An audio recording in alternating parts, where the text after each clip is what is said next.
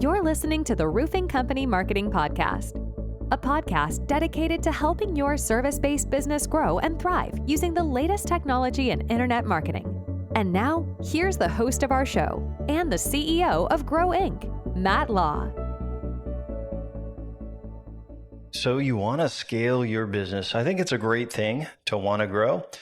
And in our last episode, we talked all about the right people on your team. And we started talking about that person that answers the phone and that they are the front-facing person of your business. And they got to be kind and polite, and they got to be able to get people scheduled. We talked about your sales guy, how they have to be someone that people know, like, and trust, and that they are the ones that are going to help you drive revenues. And then that last team, that is going to be your contractors and installers. Maybe they're employees, maybe they're contractors, but they're the ones that are actually doing the work, and they got to do a good job for your company to grow. And I hear this all the time.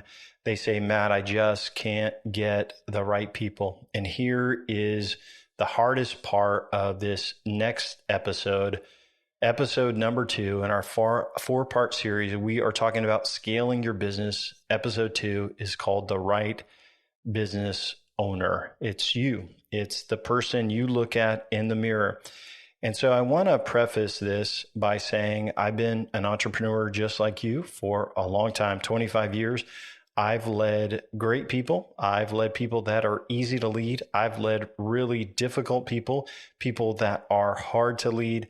I have been at times a really good leader. I've been at times a mediocre leader. And at times, unfortunately, I've been a bad leader and have made bad decisions. Ultimately, the success for my company, the success for your company, the success for us is not based on other people. It is based on us. And we have to take 100% control and accountability for our leadership and our ability to find and nurture and bring on the right people. And so if you say, Matt, it's the reason we're not winning, it's because of my team. Well, you are kind of in charge of your team. And if you aren't the right leader, you aren't going to get the right people. And so again, we're glad you're here. We're excited to talk about scaling your business, but I want to be very transparent. I want to be very honest and almost brutally honest with you about some of the things I see in entrepreneurs that keep them from winning because they are simply not being great leaders. So let's jump into our training. I want to start off by telling you a quick story. A while back, we did some work for a contractor, and I was actually pretty surprised at how high their revenues were because he told me there were no employees. And I'm thinking, well, there's probably some virtual agents out there, or there is somebody else doing something. But no, actually there were 0 employees. The person answered the phone. He went to the appointments. He managed the projects, and he just basically worked his tail off. And I was like, man, I'm surprised that they could grow to this number on their own, because I have companies that I've worked with smaller revenues that have 4 or 5 people.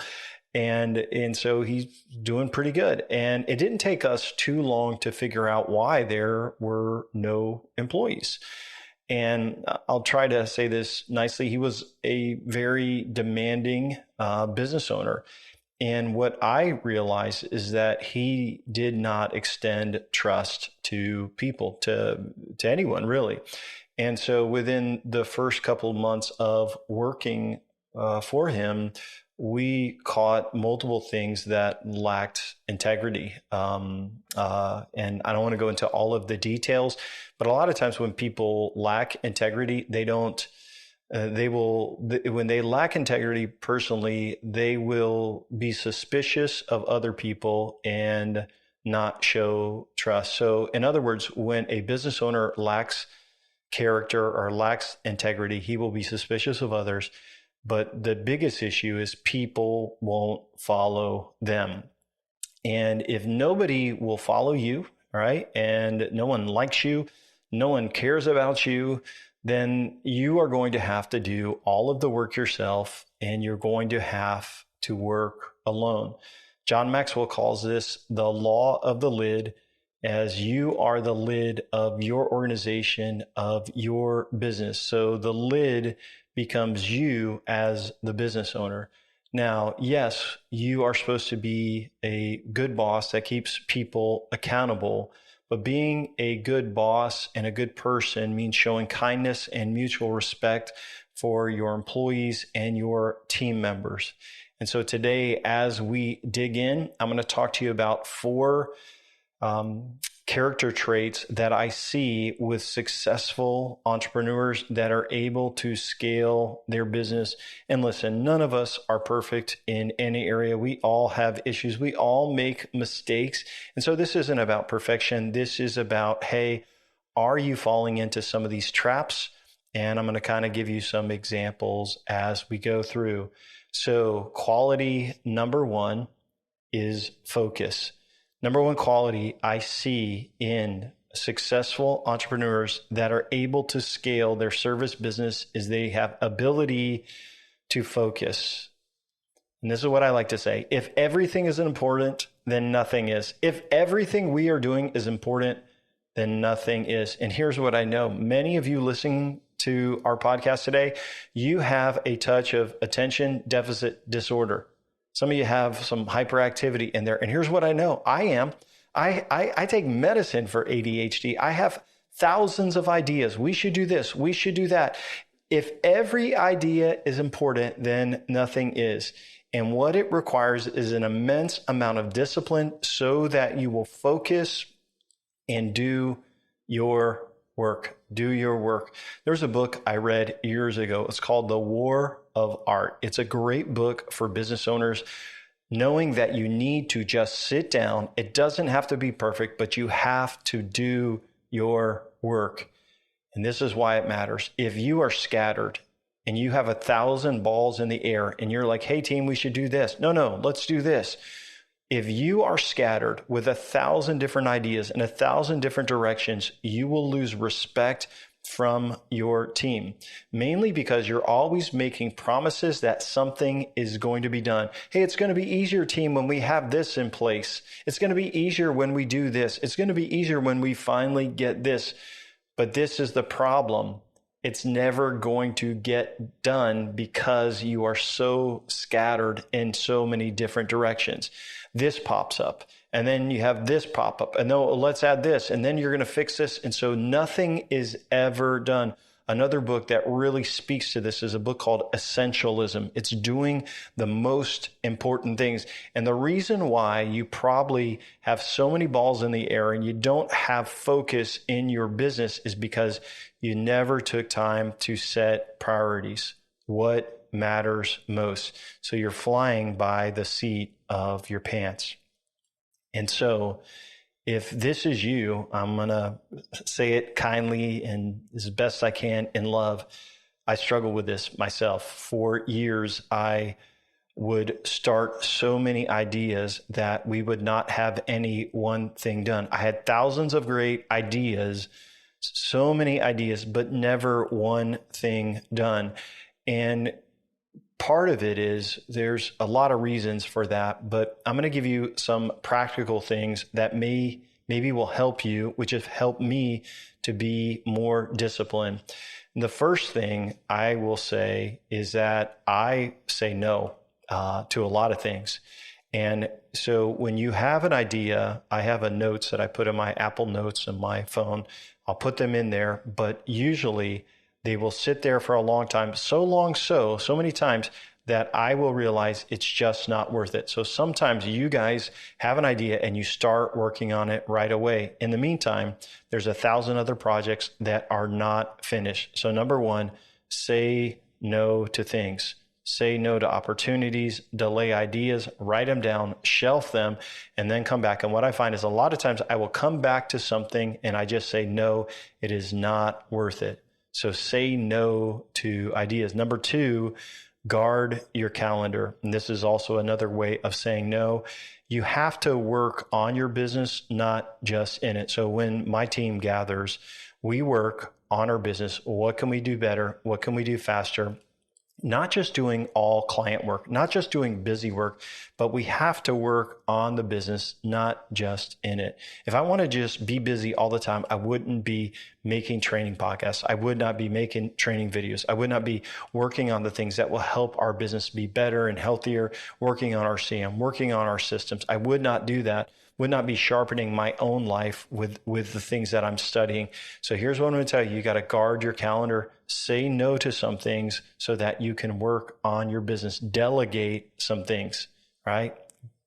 So another thing that you can do is prioritize small wins. A lot of times people start out with these huge projects and they want everything done all at once. And so what happens is they never get anything done. It's better to have one small thing finished and done because that's going to build momentum. But if you have to have everything done at the same time, everything complete, everything just perfect, it will never get done because the enemy to done is perfection. So if you are a ADD perfectionist, business owner, you lack focus, you have all these ideas, but you can't commit to completing anything because it's not perfect. This is a huge enemy to growth. Another thing that I see with business owners is that if they're ADD and they can't focus and they have to have some part of control or ownership of everything, they won't delegate. So they won't delegate a task. And so they have to touch every decision. And so if you are in this situation of chaos where and you probably know if I'm talking to you, if you are all over the place with 1,000 ideas and you have promises outstanding to staff that would happen, people that would done, projects, whatever it is, but you haven't done them, but you're busy all the time with no margin, it's probably because you didn't guard your calendar. You didn't prioritize just to get small wins done. You didn't eliminate distractions and delegate things. You did not say no and delay ideas. You're impulsive. Now, that's part of what makes you an amazing business owner.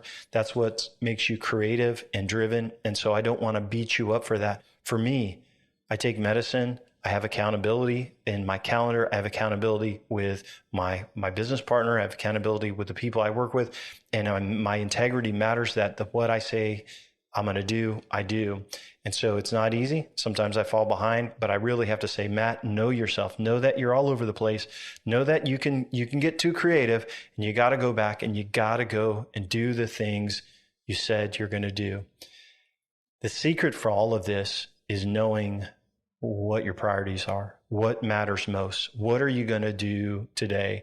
And I'll give you an example. Like if you could spend more time planning and not just working, you would be better off. And so every morning when I get up and have coffee, right, I sit down and I think about the big rocks that I want to accomplish today. I'm not trying to check off 1,000 things. I'm thinking about what are the big rocks that I need to do. And I'll write those down, put those on my list, even sometimes make a mental checklist.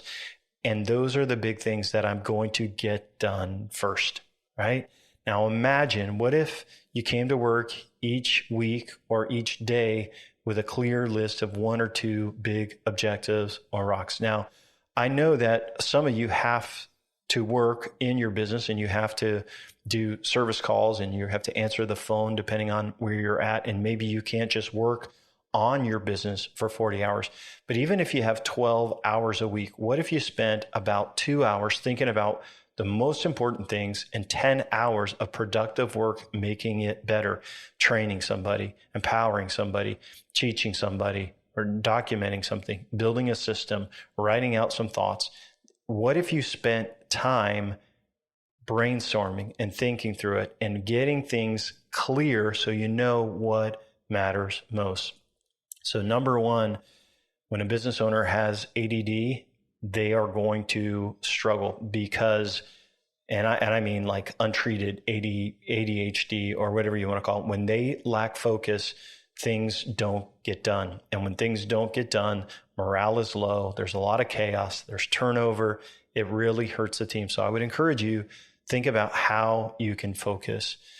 The second trait that I see in really successful entrepreneurs is that they empower people. And so good entrepreneurs are focused, but they empower others. And here's why it matters. If you micromanage people, one, they will hate it, right? And it will also cap your growth because you will still be a part of every decision. And so if you empower people and you hire people that are high quality, high capacity, and you empower them and you say, hey, you own this. You own sales. I'm going to check in. We're going to talk about how to be better, but you own sales. You own the phone. I'm not answering the phone. If you don't get it, it's going to voicemail. You're calling them back. You own this, and you empower people to own that role, and you let them do their job, and you get out of the way. Then you're going to empower them, and they will have this sense of pride, right? Of this sense of, hey, this is my job. I did a good job. This is my part of the company. But when you empower people, it does something amazing for you. It allows you to let go and focus on something else. And it gives them a big boost of self-esteem that they own that part of the job. So here's the thing. If you're like, Matt, I would empower people if I could just have the right people. If they are the wrong people and you cannot trust them, then they should not be working for you. I'm going to say it again. If you cannot trust the person with the job and you've given them training and examples of how to do everything, and you showed them the way and they still cannot do it and you cannot trust them, they are the wrong people. So give them authority, give them empowerment, let them do their job. You can have accountability and you can have training. And here's what I would encourage you is celebrate their wins publicly. And if you got to make corrections, don't wait for their annual review. Meet with them each quarter. Meet with them every so often and say, hey, how can we do things better? And here's some things I want you to work on personally. And so as I share with you this stuff, I will tell you the business owners that I have seen be able to scale their company, they empower people. The ones that collapse on themselves, they are the lid to their own growth because, like the example I talked about at the beginning of the episode of the person that would not hire anyone. Well, imagine if you had to do everything yourself. There's only so many hours in the day. You are your own lid to growth if you don't empower someone.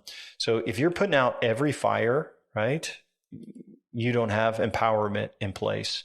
If you were involved in every decision, every time there's a bump on a contract, every time something happens, if you are involved, you are micromanaging and you're not empowering people to lead. You're not empowering people to solve issues. You're micromanaging. If people are working for you and they are afraid to solve issues or they are afraid to make mistakes, it's because they feel you micromanaging them. You've taken any creative freedom from them to make a decision. So if you have people on your team and they're the right people and you're training them and you're empowering them and you're allowing them to lead and solve customer issues, this is what's going to happen. They are going to feel empowered. They're going to feel trusted. They are going to like their job way more. They're going to like you a whole lot more because you're out of the weeds. You're not in their lives and you are empowering them. If you have to touch every estimate, you're micromanaging. If you have to touch every contact, every review, whatever it is, you are not empowering and you're micromanaging. So part of the issue may be that the people need better systems. They also need training. And we're going to cover that in our next podcast episode. But here's what you need to know. The only way your company can scale as a team, as a company, and not just a single owner, there have to be other people that you trust, people that you love, people that you want to work with, and they love what they're doing. You empower them and they go out and they do great work. I'll give you an example. On our team, we have people that work and do different things in our company. And there's some people that work for us and with us, they're partners as well. They are so gifted at certain areas. And so I think about like Jeff is so gifted at video, creativity, fast stuff, and he just gets it. He just sees it. Ian, one of our developers, he is so good at building systems internally for our company. And so just here this last month, he said, Matt, I got this idea for how we could get tasks done faster. And within a few days, we had a new system in place that should save us seriously hours and hours on project management because it allows us to do things faster with more accountability. If I get in the middle of all that and it's not my gift, I'm going to slow everybody down. If I start trying to do things that are not in my gifting, right? And the thing is, I may be the CEO and title, but you know what? No one really cares that, hey, you're the CEO. Your company doesn't walk around saying, oh, he's the CEO. They look at you as John or Bob or Tom or Matt or whatever. They look at you as a person because they know all of your weaknesses. But when you get out of the way and you say, hey, you're good at this, I'm trusting you, and you empower them, they're going to love it. I'm telling you, this is one of the areas that I did not learn as a young entrepreneur. I would micromanage. I would not give people enough freedom to make mistakes, and I would not allow them to just own a segment of the business. I'm going to tell you, it's the greatest thing, though, when you can let go and say, hey, I've got the right people, and I'm going to let go. I just trust them. And if you don't, then you got to go fire them, which is a hard thing. And when that brings us to the next point, which is making tough calls. Making tough calls is being part of a business owner, and growth often requires pruning. And if you believe that healthy things grow, then you should want your business to be healthy. Actually, the number one goal for your business, it shouldn't be growth. It should be making it healthy. The number one thing for your business to scale should not be just growth. It should be health, because out of the health will be stable, consistent, reliable growth that is manageable. And you're like, hey, I want to double overnight. Well, if you doubled overnight and your volume, you would probably crash and burn because you don't have the people, the infrastructure, the systems, or the things in place that would allow it to be sustainable. We go up like a rocket, come down like a rocket, as some people say. So making tough calls is super important. When I was a young entrepreneur, I was probably about 28 years old. We had grown our mortgage business pretty substantially. And, we're probably doing at the time, maybe a couple $1 million a month in real estate transactions. And so that's pretty substantial for, especially you figure what houses cost, way back when. And so very busy, very successful, got a lot of loan officers that are bringing in loans, doing training.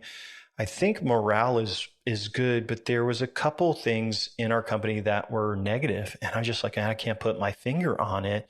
And it all came from our processing department.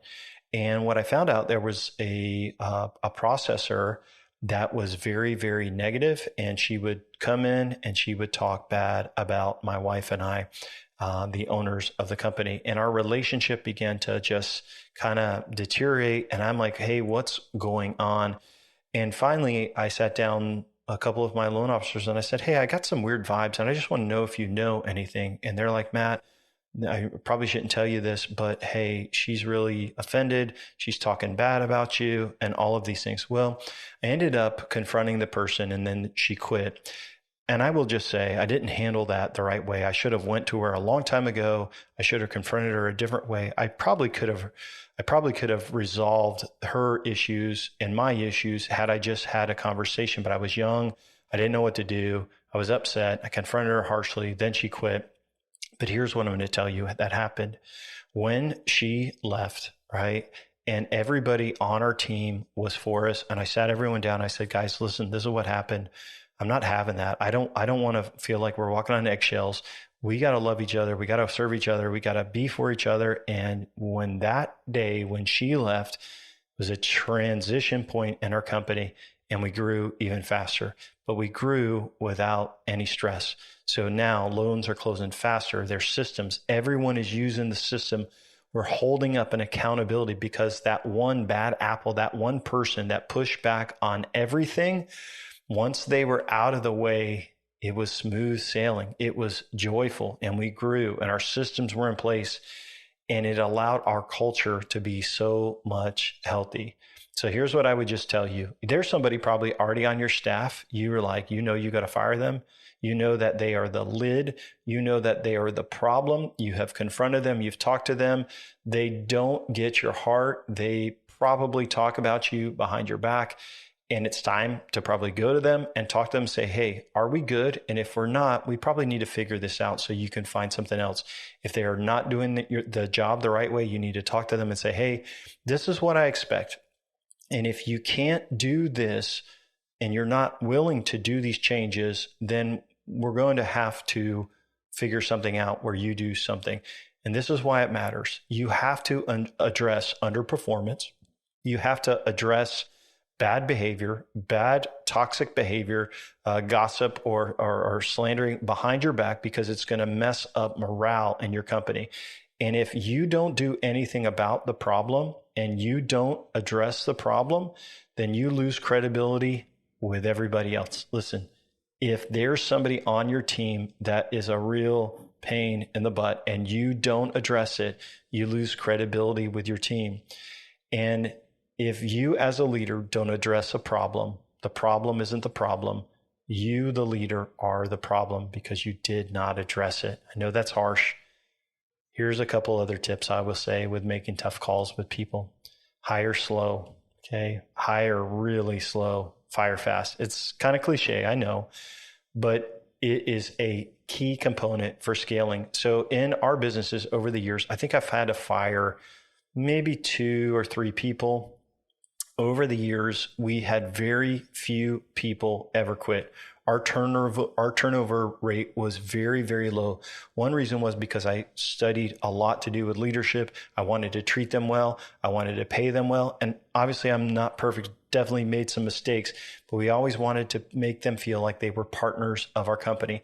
They were part of the future. I paid them well. We celebrated together. When they messed up, we gave them grace, right? We gave them encouragement. Flexibility. We had company lunches. We tried to boost morale. And you have to know this. If you're going to scale, you have to believe that your people are your greatest asset. If you believe your people, your human capital is your greatest asset, they will know it and they will work harder and better for you than they would for anyone else. But you have to treat them like it. So you treat the great people well. If someone is showing bad behavior, right, that is hurting the culture, you have to cut it out as a cancer. Otherwise, it will spread. So we've talked about number 1, right? Empowering people, number 1, focusing. Number 2, empowering people. Number 3, making tough calls. Number 4 is finding balance.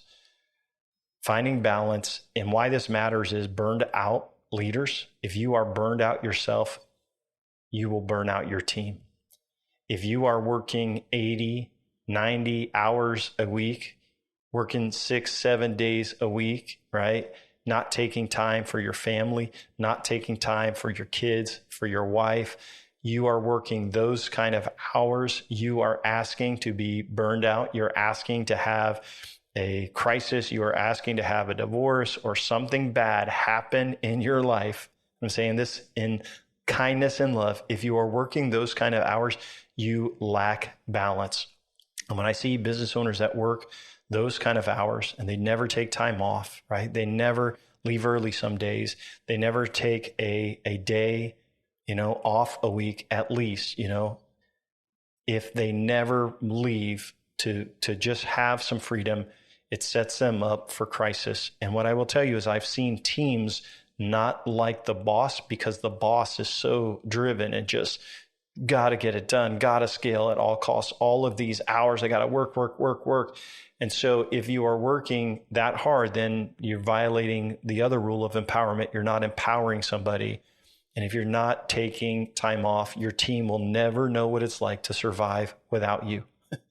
If you would just go away for a day and let them figure it out, you'll realize, hey, everything's okay. And better yet, I actually had some time off. We're working with a new company now, and I really like the business owner. And he purchased the company, and he brought it from what I perceive was a pretty toxic place with the previous business owner to a very healthy place. And when I met with a business owner, there was such kindness and good morale with the team. Not only that, before we started working with them, he took almost a month off, several weeks off of vacation, and the company went on without him. And it showed that he empowered them, he trusted them, And it shows that that company has a better chance of scaling because it's not just him driving everyone else. It's a whole team working together.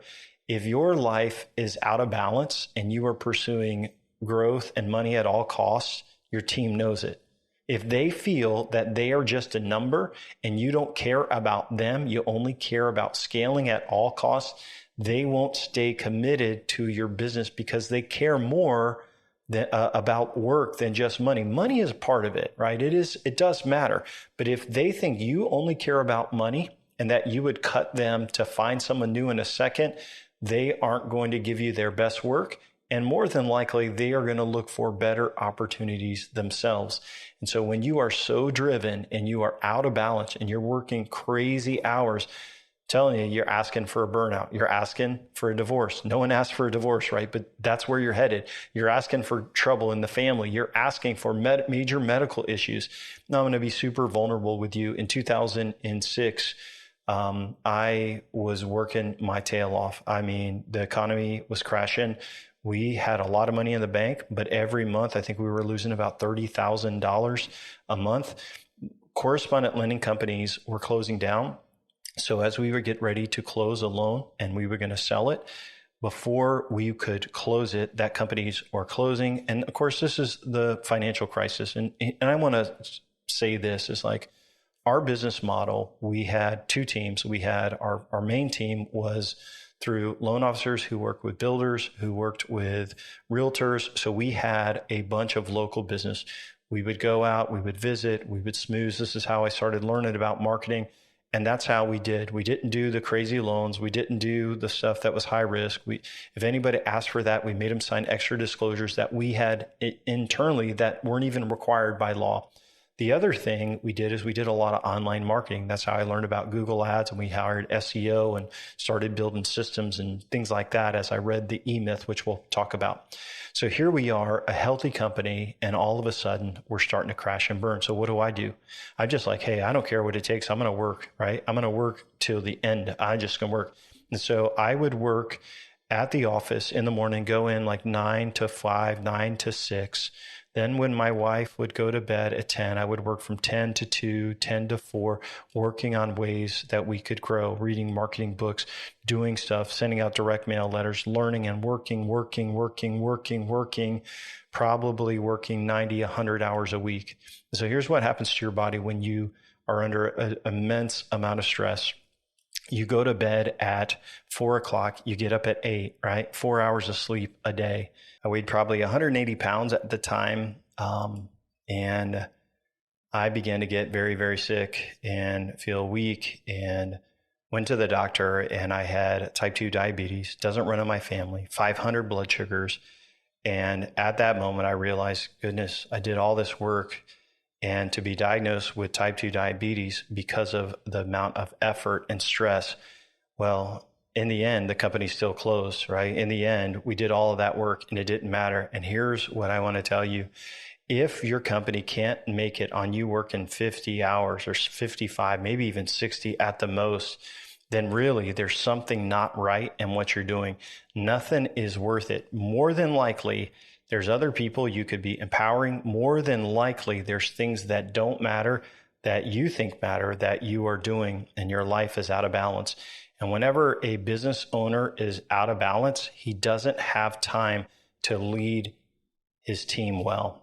And so as we kind of finish up, I want to go through some common questions. But again, the number one thing I see is that you got to be focused. Number two, you got to empower people. Number three, you got to make tough calls. And number four, you got to find balance so you don't end up hurting your life in a bad way. And remember, your behavior and the way you model your behavior, your team sees that. So I hope you do those things. Scaling isn't about working harder. It's about being a better leader and leading smarter. And one thing you'll find is that a lot of the companies that scale, there are seasons where, they have to work a little bit more, but they are quick to figure out how they can replace themselves so that they aren't doing wasteful things. They are doing things that matter. Now, in our next episode, we are going to dive into some practical steps of growth, and we're not going to talk about people. We're going to talk about systems and technology and how they can hold everything together. We're going to talk about automation. We're going to talk about CRMs, and we're going to kind of dig into that together. I want to end up with just a few questions that I hear about leadership. And one of the questions I get asked sometimes from business owners is like, how can I work less when financially we're on such a tight rope? Like, Matt, I want to work less, but I got to hustle because financially it's tight. A lot of times, unfortunately, this is due to personal debt. And so you have got the house, the boat, the cars, and all of this. And so you have to make a certain amount of income. And so what you've done is likely financed your way to success. And if you are working because you need a ton of money, it's a personal decision that you made with debt to take that on. And what I would say is get out of debt, sell something, sell the house, right? Sell the boat, rent, do something, do whatever it takes so that financially you are not so burdened that you have to work so much. And when you remove personal debt, you will remove the thing that clouds decisions and increases pressure. Having pressure to be successful is good, but too much pressure can cause other areas of your life to crack. And nobody wants that. No one wants to ruin their life. And so who cares? You know what I think about this? A couple of years ago, we decided to sell our house. It was almost paid off and, worth a lot of money. And we rented for a couple of years. And I did that because we're in Florida and I kind of saw prices coming down a little bit. I also said, hey, we're going to be expanding this other area of business. We're building a SaaS application. We have a couple of businesses that we do. And I said, this will just take off the pressure.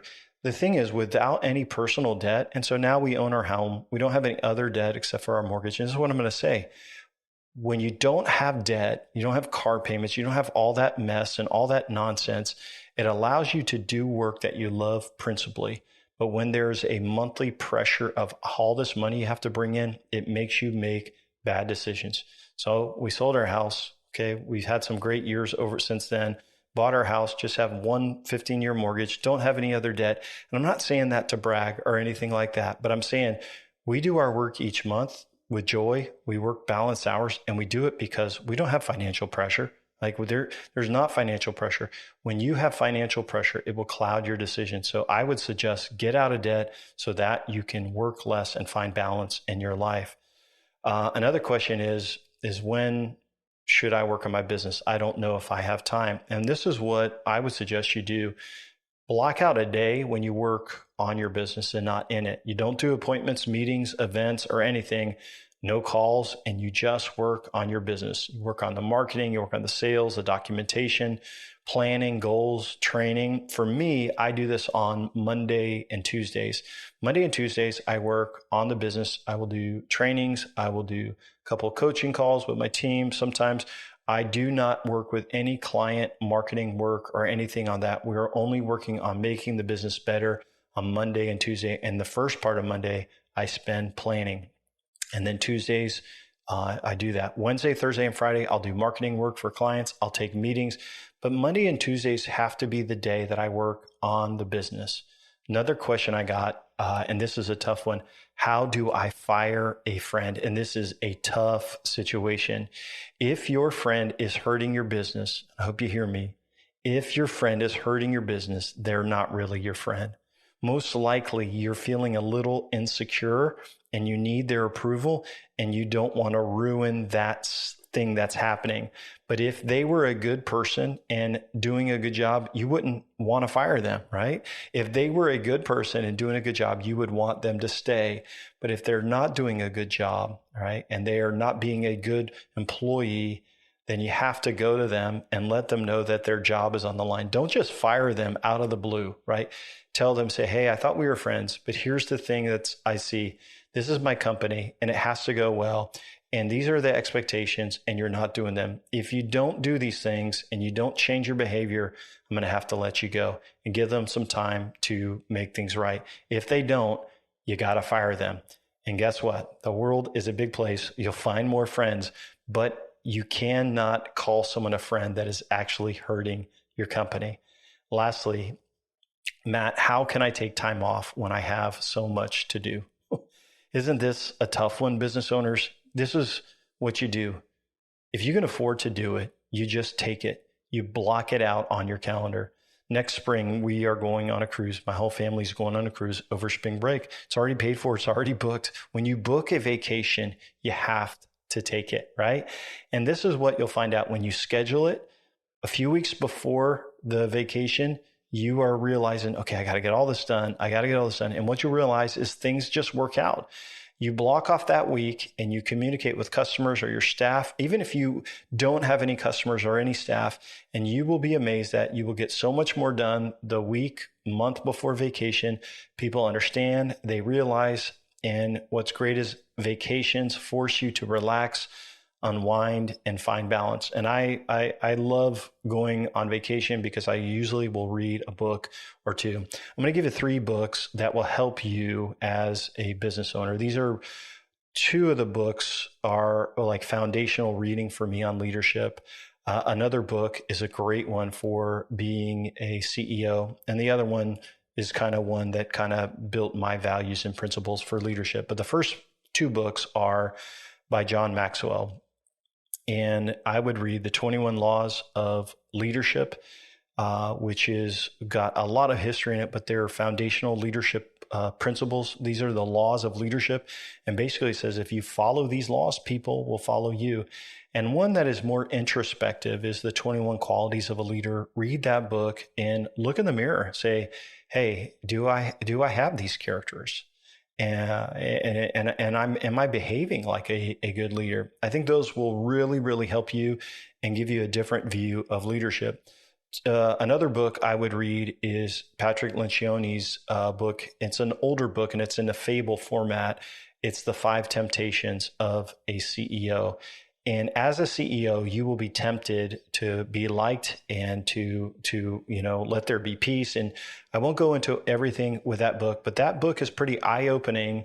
So you will see that you probably need to mix things up and shake things up. If you're worried all the time about what people think, you're probably falling for the temptations of a CEO. And the last book is by me. I'm by no means a famous author or anything, but it's a book called The Entree Spirit, The DNA of Self-Starters and People Who Get Things Done. You can get that on Amazon as well. That book is about my journey about how we hire. And so we only hire entrepreneurs. So anyone that's on our team, they are very entree spirited, and they have the 5 things that I look for as part of the entree spirit. So that is our guide to hiring. That's also a fable. It talks about a story about kind of some hard times that we had been through in the past and how we learned to be successful again. So that's it for today's episode. I want to thank you for listening. Remember, we got 2 more in this series. We're going to be talking about systems and building infrastructure for your company to support it and support the growth. And then we're going to talk about marketing. I'm going to go and do a deep dive into everything that a scaling company does for their marketing. Thank you so much for listening, and I hope you have an amazing day. Thanks for listening to the podcast today. We hope you found today's episode helpful and informative. For more information about Grow Inc. and to request our free marketing blueprint ebook and other resources, please visit www.grow.inc. That's GRO.inc. We'll catch you in the next episode.